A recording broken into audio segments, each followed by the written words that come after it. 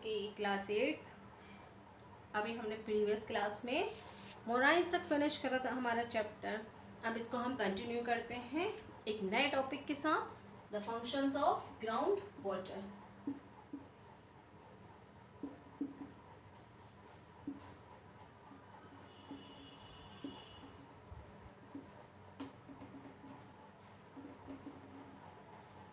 Functions of the groundwater. River water falls on the surface of the land and some of its deposit on the mountain peaks in the form of ice.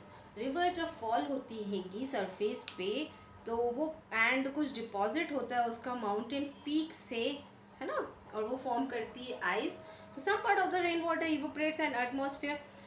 तो कुछ पानी जब देखो एक तरीके से बताते हैं, रेनफॉल हो रही है, रेनफॉल हुई तो कुछ वाटर क्या होगा, कुछ वाटर लैंड सरफेस पे इकट्ठा हो जाएगा, कुछ वाटर पहाड़ों पे रह जाता है तो पहाड़ क्या करेंगे, उसको ग्लेशियर फॉर्म में कन्वर्ट कर देते हैं ना, स्नो आइस बन जाता है वो।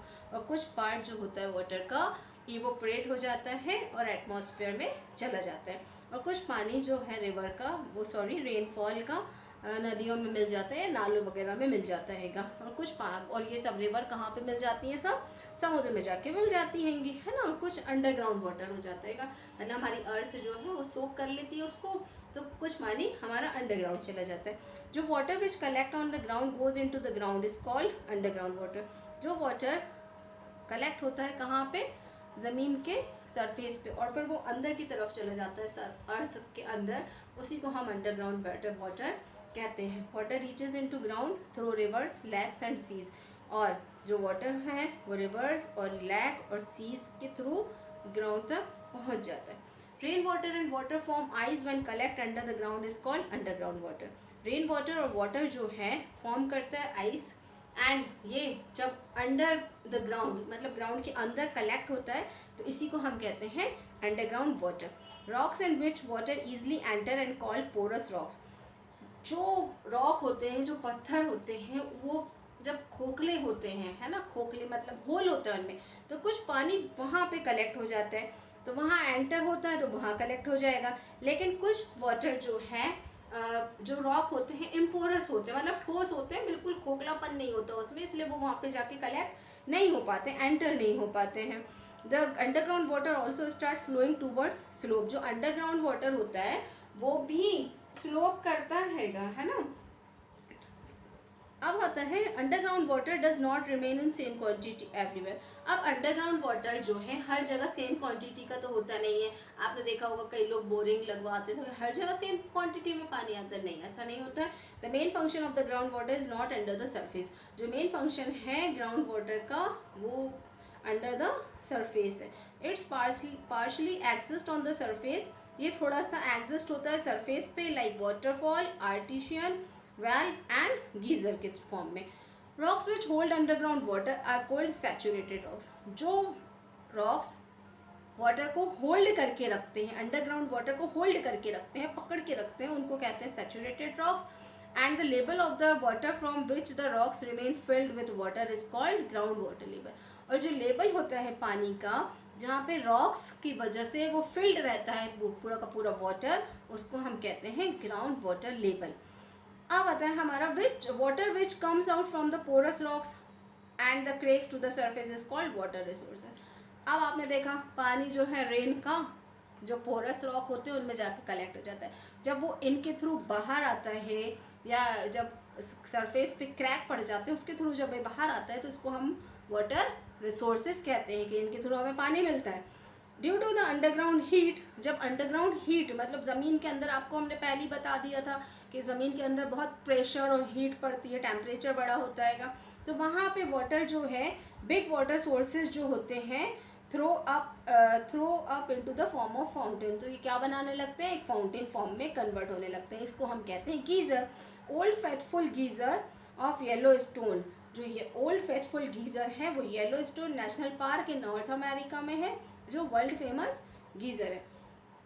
ग्राउंड वाटर गीज़र आप समझ ही रहे होंगे, जब ज़मीन के अंदर पानी है और ज़मीन के अंदर का टेम्परेचर बहुत ज़्यादा है, ज़्यादा होने की वजह से क्या होगा, पानी भी बॉयल होने लगेगा, है ना, तो गर्म पानी हो जाता है। तो ये बाहर आता है फाउंटेन फॉर्म में। Ground water is also means of balancing the surface. जो ग्राउंड वाटर है, ज़मीन के अंदर का पानी है, वो हमारे सर्फेस को बैलेंस बना के रखता है। सेवरल लैंड फॉर्म्स क्रिएट होते हैं through the erosion and transportation etcetera. Ground water जो है वो बिल्कुल स्पेशली लाइम, मतलब जो ग्राउंड वाटर है does it's work specially in lime stone area. Ground water जो है स्पेशली वहाँ काम करता है जो लाइम स्टोन एरिया होते हैं। लाइम स्टोन एरिया मतलब चूना होता है ना, जहाँ पे चूना रहता है वहाँ। It is called karst topography, इसको हम कास्ट टोपोग्राफी भी कहते हैं। लाइम स्टोन एक तरीके का ऐसा पत्थर होता है, चूना पत्थर जिसको बोला जाता है, जो पानी के कांटेक्ट में आने से ही डाइल्यूट हो जाता है, डिजॉल्व होने लगता है। और ये कार्बन डाइऑक्साइड इंक्लूड होती है इसमें। जब रेन का वाटर जो होता है इन रॉक्स के थ्रू पास होता है, यानी ये पत्थर है, चूना पत्थर है, यहाँ पे रेन वाटर आया, बारिश आई है ना, तो यहाँ पे बारिश आई तो क्या होगा, entering the ground flow and it's dust erosion. तो यहाँ ये क्या होगा, एंटर होगा और इसको इरोजन करेगा। The erosion work of the ground water can be classified into 2 parts. यहाँ पे 2 पार्ट्स में इरोजन हो रहेगा ग्राउंड वाटर का, landscape on the surface and underground landscape. Among the land forms created on the surface lapies and sink holes are prominent. जो land forms created होते हैं surface पे, उसमें लैपीज सिंक होल्स प्रोमिनेंट है। Underground landform include caves, stalactites and stalagmites. These landforms are created due to dipping the water from limestone. Sorry, the water evaporates and calcite is left behind and form a pillar-like shape. Such landforms are found in the caves on the coast of the Adriatic Sea. Bastar area also has a cave with limestone landforms. यहाँ पे आपने देखा कि यहाँ पे क्या है, limestone है, यहाँ से पानी गिरा, तो ये लाइमस्टोन जब पानी के कांटेक्ट में आएगा तो ये पिलर टाइप के बन जाएंगे, है ना। जब पानी क्या होगा, जब वाटर इवोपरेट हो जाएगा तो ये पिलर आपको लाइमस्टोन के वहीं पे दिखाई देने लगेंगे। तो ये गुफाओं के अंदर होता है। तो ये ऐसी गुफाएं, लाइमस्टोन की बनी हुई गुफाएं हमें देखने को मिलेंगी एड्रियाटिक सी और बस्तर एरियाज में। आप इसका डायग्राम पेज नंबर 68 पे इजीली देख सकते हैं। स्टेलेसाइट एंड स्टैग्लोमाइट की यहाँ पे आपको केव्स दिखाई देंगे। जो फॉर्मेशन किससे हो रहा है, वाटर और लाइमस्टोन के एक दूसरे के साथ कांटेक्ट में आने की वजह से, तो वहाँ पे पिलर बनने लगे। वाटर इवोपरेट हो जाएगा तो हमें लाइमस्टोन का पिलर दिखाई देने लगेगा। अब आता है हमारा sink whole.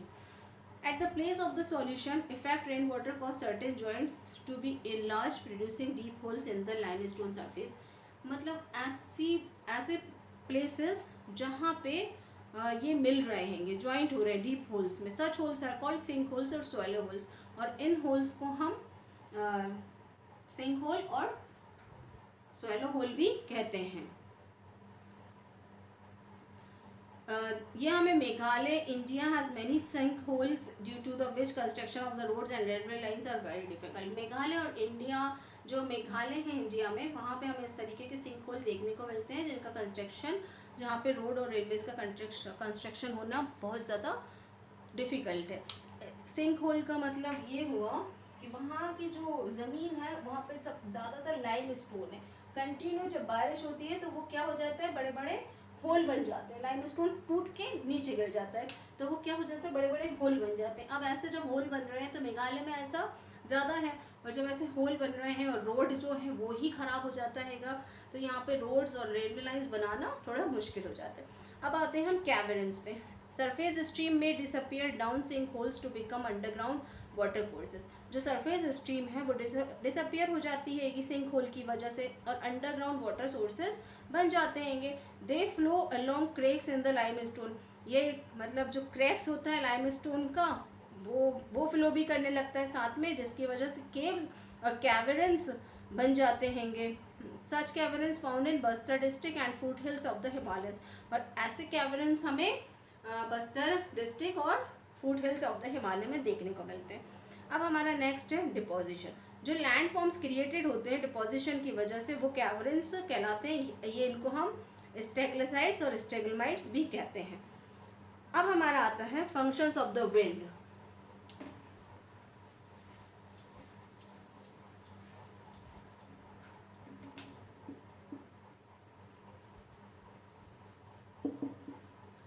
Functions of the wind means हवा का फंक्शन, हवा के जो फंक्शंस होते हैं वो, विंड क्या है, विंड हवा है, more active in the desert areas as the great of balancing the level of the surface. More active होती है डेजर्ट एरियाज में, कितनी तेज़ी से हवाएं चलती है ना, पेड़ हो तो फिर भी रुक जाती है, थोड़ी कम हो जाती है, लेकिन जो डेजर्ट एरियाज़ हैं वहाँ पे बहुत ज़्यादा एक्टिव होती है, और ये जो है एरियाज़ में फेवरेबल कंडीशन होती है, जिसके कारण हवा मौजूद है वहाँ पे, है ना, फेवरेबल कंडीशन है, कुछ नहीं है, ना बिल्डिंग है, ना पेड़ है, ना पौधे, तो हवा क्या होगी, बहुत तेज़ी से चलेगी। डेजर्ट एरिया में पानी भी कम गिरता है, बारिश भी कम होती है, हाई टेम्परेचर होता है, स्विफ्ट विंड, स्विफ्ट का मतलब होता है फास्ट, फास्ट ब्लोइंग होती है wind, lack of the vegetation, like favourable situation, सब कुछ मिल जाता है, तो इसलिए वहाँ पे विंड क्या है, एक्टिव हो जाती है। Open rocks become hot in day and in the night temperature falls drastically, as a result the rocks breaks to piece. क्या होता है कि दिन के समय जो रॉक होते हैं, पत्थर होते हैं, बहुत तेज़ी टेम्परेचर ज़्यादा होता है, टेम्परेचर ज़्यादा होने की वजह से भी रॉक क्या होते हैं, चटक जाते हैं, तो ये पीसेज में ड्रास्टिकली पीसेज में कन्वर्ट हो जाते हैं। Finally they break into small particles. अब ये जब इनमें आप नॉर्मली भी देखोगे, जब आप कोई पत्थर लोगे और उसको बहुत गर्म होता है वो, तो थोड़ी देर बाद वो चटक जाता है, क्रैक आने लगते हैं उसमें, है ना, तो ये क्या होता है, स्मॉल पीसेज में, स्मॉल पार्टिकल्स में ब्रेक डाउन हो जाता है।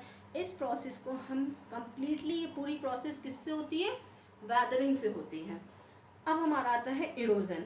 जो वेलोसिटी है विंड की डेजर्ट में रिमेन हाई, हमेशा हाई रहती है, जो वेलोसिटी मतलब विंड के बहने की रफ्तार जो है, मतलब वेलोसिटी जो है वो हमेशा रिमेन हाई रहती है, and it's bring pebbles and sand particles with it, और वो अपने साथ कुछ पेबल्स और सैंड पार्टिकल्स को लेके जाती। कभी कभी आपने देखा होगा आंधी तूफान चलता है तो हमारी आँख में कहते हैं ना, अरे धूल चली गई, कंकड़ आ गया, ये इसी वजह से, क्योंकि वो विंड अपने साथ लेके आते हैं। ये पार्टिकल्स जो होते हैं फ्रिक्शन करते हैं, रगड़ते हैं एक दूसरे में, तो इसकी वजह से भी क्या होता है, जो रॉक्स हैं उनमें स्क्रैचेस आने लगते हैं। जो वर्क होता है इरोजन का, done in the form of the transportation, collision and friction. जो वर्क है इरोजन का, विंड इरोजन का, वो क्या कर रहा है, वो ट्रांसपोर्टेशन भी कर रहा है, चीज़ों को लेके जाना, कोलाइजन भी कर रहेगा, रब करना, और फ्रिक्शन भी कर रहेगा, है ना, फ्रिक्शन भी वही होता है एक तरीके से।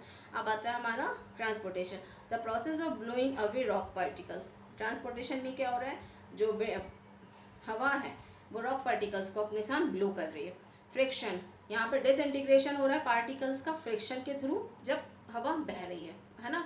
And collision, wind with sand particles रब द रॉक्स। और जो विंड के साथ जो सैंड पार्टिकल्स हैं, मतलब जो कंकड़ पत्थर, छोटे छोटे रेत के टुकड़े हैं, वो पत्थरों को क्या कर रहे हैं, रब कर रहे हैं।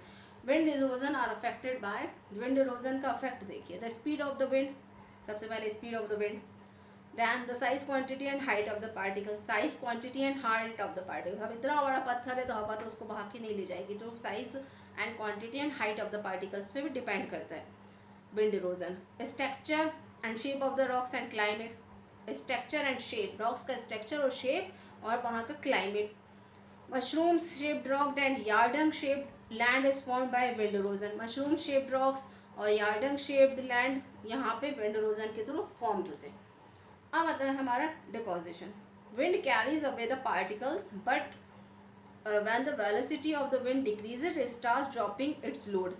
जब विंड जो है अपने साथ जब तेज़ी से फ्लो हो रही है तो अपने साथ तो चीज़ को लेके आ रही है ना, तो लेकिन जब वो स्लो हो जाती है कि उसकी जो वेलोसिटी है, उसकी जो स्पीड है वो स्लो हो जाती है, तो वो पार्टिकल्स को वहीं पे छोड़ देती है, कि गिरा देती है, तो वहाँ जहाँ जो वो छोड़ती है वहाँ पे उसका डिपोजिशन हो जाता है। कुछ इंपॉर्टेंट डिपोजिशन जो हैं, जो विंड एक्शन के थ्रू बनते हैं, उसमें सैंड ड्यून्स बनता है और बरकान और लोज डिपॉजिट होता है। सैंड ड्यून्स मतलब कहते हैं ना, रेत का बवंडर, एक बवंडर आके कुछ इस तरीके के बना देता है ना, और यहाँ पे सैंड ड्यून्स बन जाते हैं, रेत के छोटे छोटे टीले जिनको बोला जाता है, इस तरीके के बन जाते हैं वहाँ पे। ये क्या कहलाता है, सैंड ड्यून्स, यानी पूरा का पूरा जो हवा है यहाँ पे जाके उनको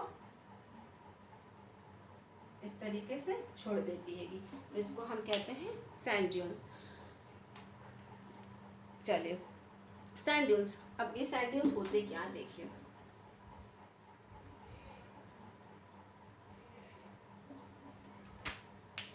When some obstacles come in the path of the sand-laden wind, the deposition of the sand form a dune or hill which has the crest। यानी जो मतलब हवा है, हवा अपने साथ कुछ सैंड को लेके आ रही, कुछ पार्टिकल्स को ला रही, लेकिन कुछ ऑब्स्टिकल्स आने की वजह से वो वहीं पे उसको गिरा देती है, छोड़ देती है, तो उसका डिपोजिशन होना वहीं स्टार्ट हो जाता है। तो इसी को हम, और जिस प्लेस पे ऐसा होता है तो वो ही मतलब एक पहले तो ब्लो कर रही है पर्टिकुलर डायरेक्शन में, और जिस डायरेक्शन में ब्लो कर रही है तो वहाँ पे तो क्या करेगी, वो सैंड ड्यूज बनाना स्टार्ट कर देगी।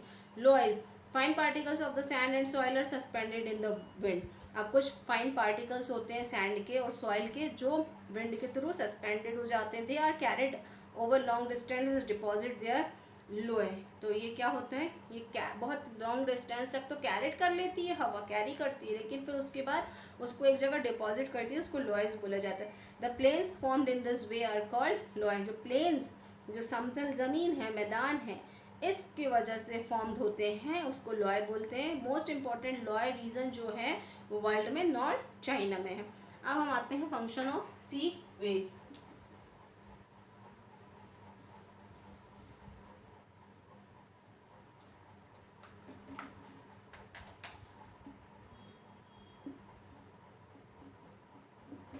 फंक्शंस ऑफ सी वेव्स देखिए। सी वाटर नेवर रिमेन काम। सी वाटर हमेशा काम नहीं होता, मतलब ऐसे बिल्कुल शांत नहीं रहता है। It always remain active in the form of waves, current, high tides and low tides.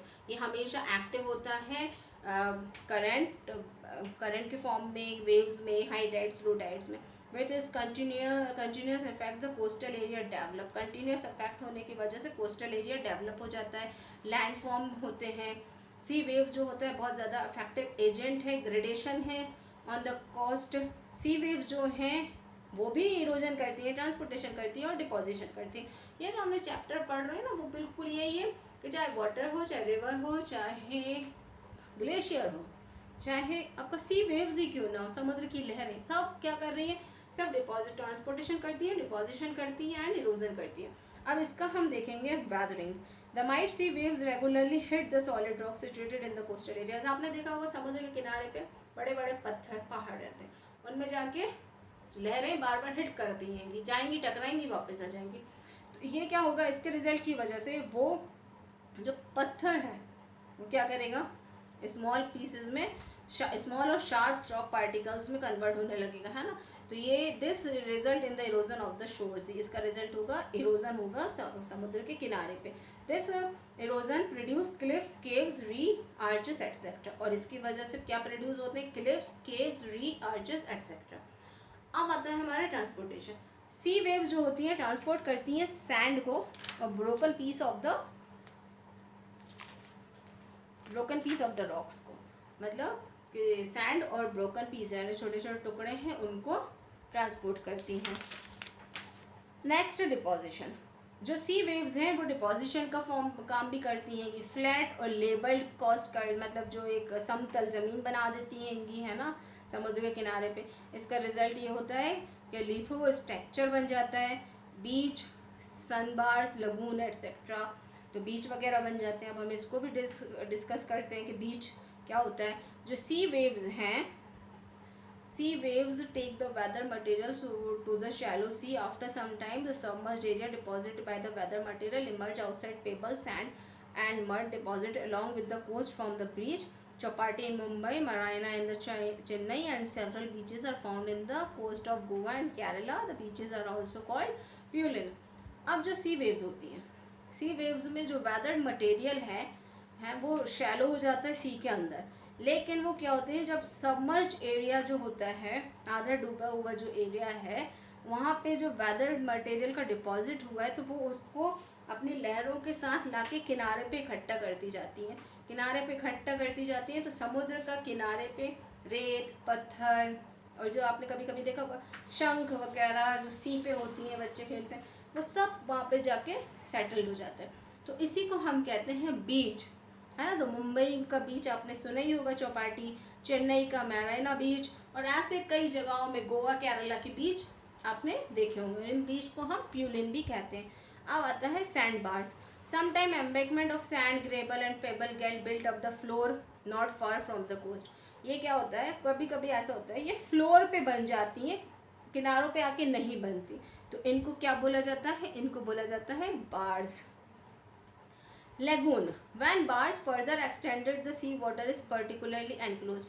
जब बार जो है, बार बन गया, बार जो है वो एक्सटेंड हुआ, तो एक्सटेंड हुआ तो इस पर्टिकुलरली वो बहुत ज़्यादा एनक्लोज्ड हो जाते हैंगे किसके बीच में, कोस्ट एंड द बार के बीच में, तो वहाँ पे क्या बन जाता है, लगून बन जाता है। मतलब कोस्ट समुद्री किनारा और बार के बीच में जब जाके बन रहेगा तो उसको हम कहते हैं लगून। लगून जो generally maintain connection with the open sea through a narrow gap between the bar and the headlands, यानी बिल्कुल समुद्र के पास रहता है और उसका वो किसके बिल्कुल नैरो गैप रहता है, बिल्कुल छोटा सा गैप होता है लगून और बार के बीच में। The lagoon is a coastal lake, lagoon क्या है, कोस्टल लैक होता है। चिल्का लैक उड़ीसा कोस्ट में, पुलिकट लैक ईस्ट कोस्ट में, वम्बानाड लैक वेस्ट कोस्ट में, केरला, ये सब क्या है, ये सब एग्जाम्पल हैं किसके, लगून के। अब आता है हमारा formation of soil, erosion and conservation.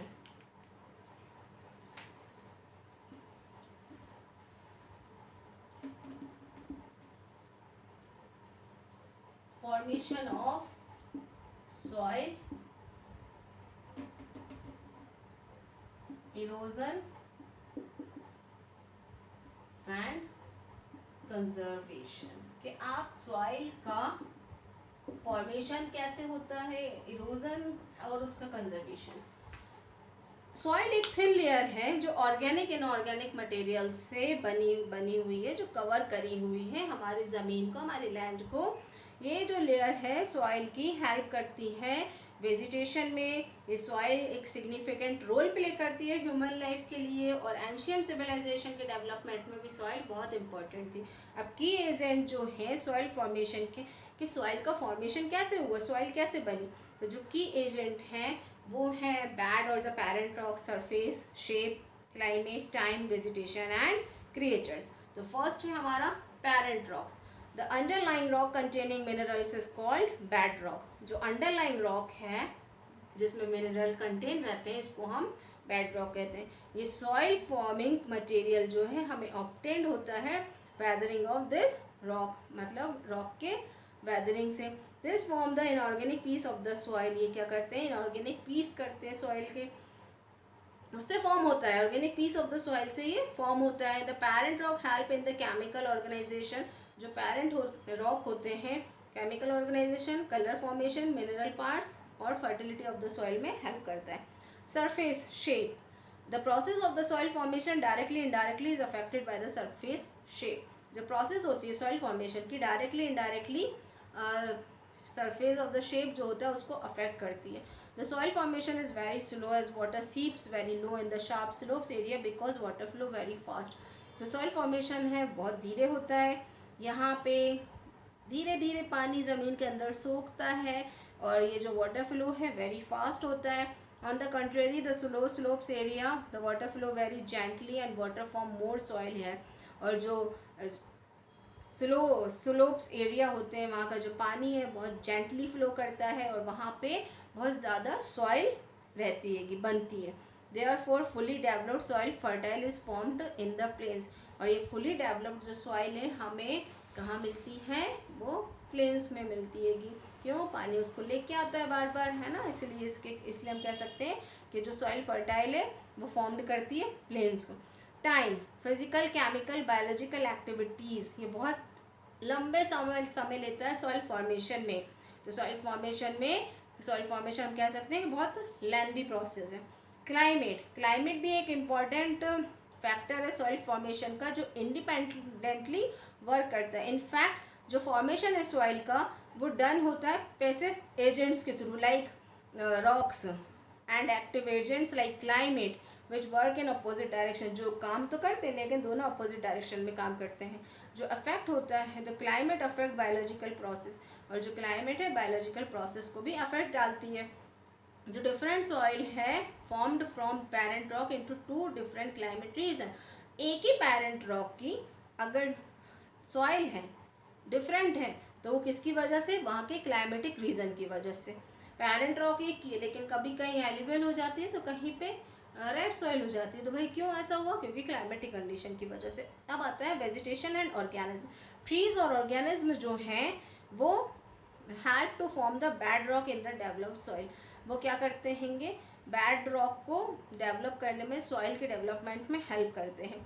The living remain in the soil are drive from the remains of the root and trees and dead animals. अब क्या होता है, जो लिविंग एनिमल्स हैं या प्लांट्स, ट्रीज हैं, उनका जब वो उनका जो रिमेनिंग होता है, रिमेन जो होता है, जो बचा होता है, वो क्या हो जाता है, रोटन, वहीं के वहीं दब के या मरे हुए, मतलब जो जानवर होते हैं, डेड एनिमल्स और रोटन ट्रीज होते हैं जो टूट जाते हैं, पेड़ पौधे, वो वहीं के वहीं दब जाते हैंगे। Living material turn into humus, और दबने के कारण क्या होता है कि ये टर्न हो जाते हैं ह्यूमस में, और ह्यूमस वेरी फाइन मटेरियल होता है जो क्या करता है, रिमेन से बना होता है, किसके, प्लांट्स और एनिमल्स के। It is a humus which nourishing the vegetation and crops. ये क्या करता है, ह्यूमस नरिश करता है वेजिटेशन और क्रॉप को। अब हम आते हैं soil erosion. Longitudinal horizon of well developed soil. जो लॉन्गिट्यूडनल होरिजन होता है वो वेल डेवलप्ड होता है सॉइल के लिए, which becomes at once upon other structure colour layer is called soil erosion. आप इसके स्ट्रक्चर, कलर और लेयर से देख सकते हैं, इसी को हम सॉइल इरोजन कहते हैं। यहाँ पे आप देखिए सॉइल प्रोफाइल का डायग्राम, फिर आपको इजीली समझ में आ जाएगा।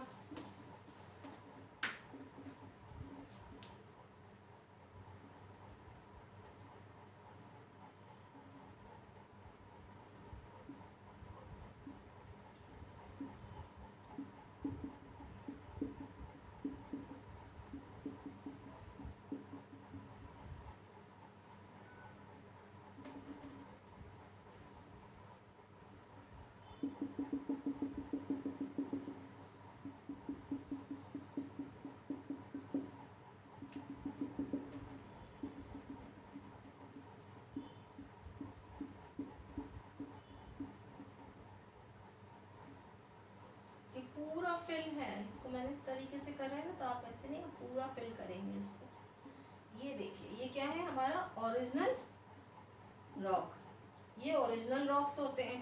फिर उसके ऊपर है हमारा weathered original rock material, then middle soil, and here upper soil, and this is humus. ये क्या है, हॉरिजन्स ऑफ सॉइल है ना, ये सॉइल प्रोफाइल कहलाता है। ये क्या है, soil profile, and it's also called as soil horizon. इसको आप इसको 4 पार्ट्स में डिवाइड कर सकते हैं, A B C D। जो अपर मोस्ट पार्ट होता है ये ऑर्गेनिक मैटर होता है और ह्यूमस इसमें प्रेजेंट होता है। ये टॉप लेयर होती है कि अपर मोस्ट लेयर होती है कि यहाँ पे क्या होता है, यहीं पे वेजिटेशन ग्रो होता है ना, क्योंकि बहुत ज़्यादा ऑर्गेनिक मैटर इसमें कंटेन होता है। The sub soil contains weathered rock material sand silt, और सब सॉइल में कंटेन होता है weathered rock material sand silt and clay. जो थर्ड लेयर है हमारी वो होती है कंसिस्टिंग वेदर्ड पेरेंट रॉक। ये क्या होती है, वेदर्ड पेरेंट रॉक मटेरियल होता है। The bedrock is not a part of the soil profile। जो bedrock है वो पार्ट नहीं है किसका, सॉइल प्रोफाइल का, but provided base to the other 3 horizons. लेकिन ये क्या करता है, ये बेस दे रहा है किसको, इन सबको। ये जो 3 है ये इंपॉर्टेंट होती है। ये जो बेड रॉक है, मतलब ये जो ओरिजिनल रॉक है, ये सॉइल प्रोफाइल का कोई भी मतलब पार्ट नहीं है, लेकिन ये क्या कर रहेगा, ये प्रोवाइड कर रहा है बेस इन 3 होराइजन्स को। अब आते हैं हम सॉइल इरोजन। सॉइल इरोजन जो है, upper layer of the soil is very important for human beings. Upper layer जो है सॉइल की वो ह्यूमन बींग के लिए बहुत इंपॉर्टेंट है और यूजफुल रिसोर्सेज है। ह्यूमन बींग और एनिमल जो हैं डिके ऑफ द सॉइल के लिए रिस्पॉन्सिबल है। Either soil is cut and flow और गेट डिकेड और बिकम यूजलेस। एक बार अगर सॉइल कट और फ्लो हो जाती है और डिके और हो जाती है और वो यूजलेस हो जाती है। एक्सेसिव डिस्ट्रक्शन जो सॉइल मटेरियल का हो रहा है और इरोजन हो रहा है, उसी प्रोसेस को हमने सॉइल इरोजन कहा है। Natural forces of human activities which help in removing the upper layer of the soil is called soil erosion. जो नेचुरल फोर्सेज हैं ह्यूमन एक्टिविटीज़ की, और ह्यूमन एक्टिविटीज़, एक तो नेचुरल प्रोसेस हो रही है कि पानी गिरेगा तो मिट्टी को बहा के ले गया, और कुछ हम लोग की वजह से, हमारी कुछ एक्टिविटीज़ की वजह से, तो ये क्या करता है, रिमूविंग करने में हेल्प करता है upper layer of the soil को, मतलब सॉइल की ऊपरी सतह रिमूव हो जाती है, उसी को हमने कहा है soil erosion. Causes of the soil erosion, causes क्या है सॉइल इरोजन के, सॉइल इरोजन क्या है, डैमेज करता है सॉइल को। इरोजन जो है वो सॉइल को बहुत बुरी तरह से डैमेज कर देता है ना, the erosion damage the soil most when the cover of the vegetation is removed, और जो कवर है वेजिटेशन का वो रिमूव्ड हो जाता है तो अपर लेयर जो है सॉइल की वो लूज हो जाती है। The heavy rain wash away, अब हैवी रेन जब होती है और वहाँ पे पेड़ पौधे नहीं है तो वो भी सॉइल को बहा के ले जाती है कि, और पावरफुल विंड, तेज़ी से चलने वाली हवाएं भी उड़ा के ले जाती हैं। ओवर ग्रेजिंग जो होती है डोमेस्टिक एनिमल्स की, मतलब बहुत ज़्यादा चारा चरते हैं वो, उस वजह से वो सॉइल का अपर लेयर होती है सॉइल की वो ख़त्म कर देते हैं, है ना। एंड इसके अलावा जो हम यूज़ कर रहे हैं फर्टिलाइजर्स, पेस्टिसाइड्स और अनकंट्रोल इरिगेशन का सॉइल को अपने एग्रीकल्चर को बढ़ाने के लिए, तो उसमें भी वो सॉइल क्या हो रही है, डे बाय डे यूजलेस होती चली जा रही है, उसकी मतलब जो फर्टिलिटी है वो ख़त्म होती जा रही है। सॉइल कंजर्वेशन, अब इन सब चीज़ों को देखते हुए आप ये देखिए कि आप सॉइल को कंजर्व कैसे करेंगे, आप कैसे रोकेंगे ये सब चीज़ों को होने से। तो soil is most important natural resources for human being, soil जो है मोस्ट इंपॉर्टेंट नेचुरल रिसोर्सेज है ह्यूमन बीइंग के लिए, और मैनी क्रिएचर्स वगैरह के लिए भी बहुत इंपॉर्टेंट है, और हमारी क्रॉप्स की ग्रोथ के लिए इम्पॉर्टेंट है, हमारी जो ज़मीन है उसके वेजिटेशन के लिए बहुत इंपॉर्टेंट है। तो इसका कंजर्वेशन करना बहुत ज़रूरी है।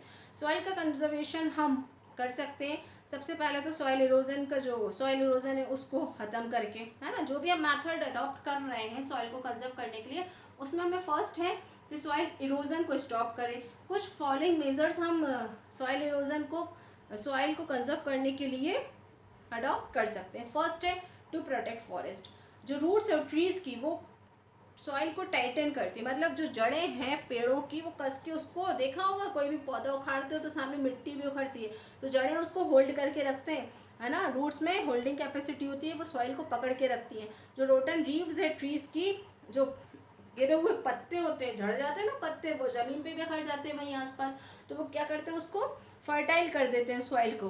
तो इस तरीके से हम सॉइल का कंजर्वेशन कर सकते हैं, और hand soil conservation is unavoidable.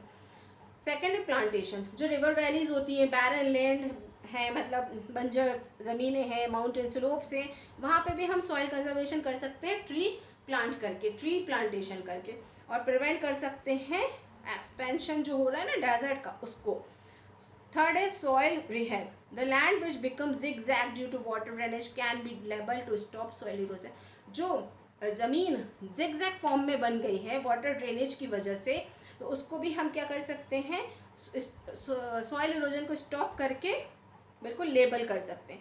Fourth है कंट्रोल ग्रेजिंग, अब जो जानवर होते हैंगे हमारे, वो जाके चारा मतलब खाते हैंगे, तो ग्रेजिंग करते हैं, तो वो क्या होता है, जो वो जिस पौधे को या घास को खा रहा है उसके साथ वो सॉइल को भी उखाड़ लेते हैंगे, तो जब ओवर ग्रेजिंग हो जाती है तो वहाँ की फर्टिलिटी भी ख़त्म हो जाती है। अब वो उखड़ गई जब सॉइल, तो पानी आएगा तो वो इसलिए उसको बहा के ले जाएगा, क्योंकि उसको तो होल्ड ही नहीं कर रहा है कोई भी, है ना, तो ये भी कंट्रोल किया जा सकता है ग्रेजिंग को कंट्रोल करके। फिफ्थ है फ्लड कंट्रोल, फ्लड जो करंट होता है फ्लडेड रिवर्स का, जो बहाव होता है बाढ़ की नदियों का, उसकी वजह से भी सॉइल इरोजन होता है, तो हम इसमें भी हेल्प कर सकते हैं, है ना। तो there should be stop dams on rivers so that current could be made slow, तो मतलब हमें रिवर्स को, मतलब there should be stop dams on the rivers, मतलब रिवर्स को स्टॉप करना चाहिए डैम की तरफ जाने के लिए, so that the current could be made slow and little soil erosion takes place, तो इसकी वजह से छोटा सा सॉइल इरोजन को हम कम कर सकते हैं। सिक्स्थ है टेरेस्ड फॉर्म, हिली एरियाज़ में आपने देखा होगा कि हिली एरियाज़ होता है, तो वहाँ पे अब खेती करना मुश्किल हो जाता है, तो लोग क्या करते हैं टेरेस फार्मिंग करते हैं, तो यूज़फुल होता है ना, वेल लेबल्ड एंड प्रॉपरली करना चाहिए उसको भी। This helps the conservation of soil as well as the flow soil deposit in the field, तो जिसकी वजह से हम सॉइल को कंजर्वेशन कर सकते हैं, और सॉइल का मतलब डिपोजिशन ऑफ द सॉइल भी फील्ड में किया जा सकता है। एंड सेवेंथ है क्रॉप रोटेशन, हमें मेंटेन करना चाहिए fertility of the soil, crop should be change alternately, यानी यहाँ पे क्रॉप रोटेशन का मीन्स है हम एक ही खेत में गेहूँ लगाए जा रहे हैं, तो क्या होगा, तो फर्टिलिटी तो कम होती चली जाएगी सॉइल की, थोड़ी सी हमें अल्टरनेट कर देना चाहिए। अगर हमने एक बार गेहूँ लगा दिया तो नेक्स्ट टाइम हमें बाजरा लगा लो, ज्वार लगा लो, सोयाबीन लगा लो, इसकी खेती कर लो, तो क्रॉप रोटेशन कर देना चाहिए।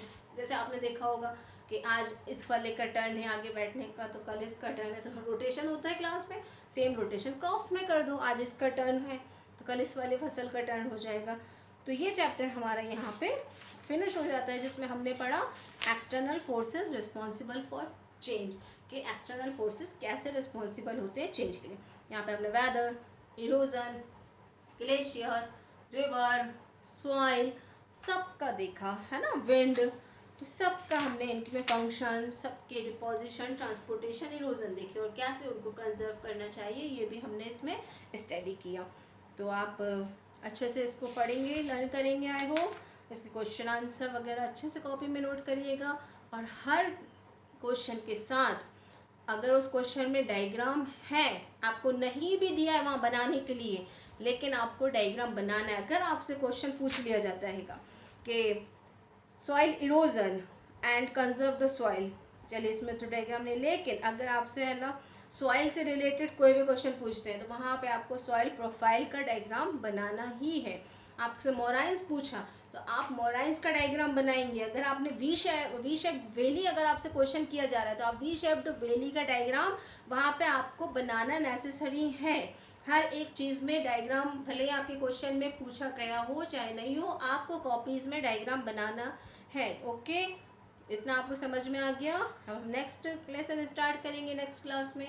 Okay, thank you so much.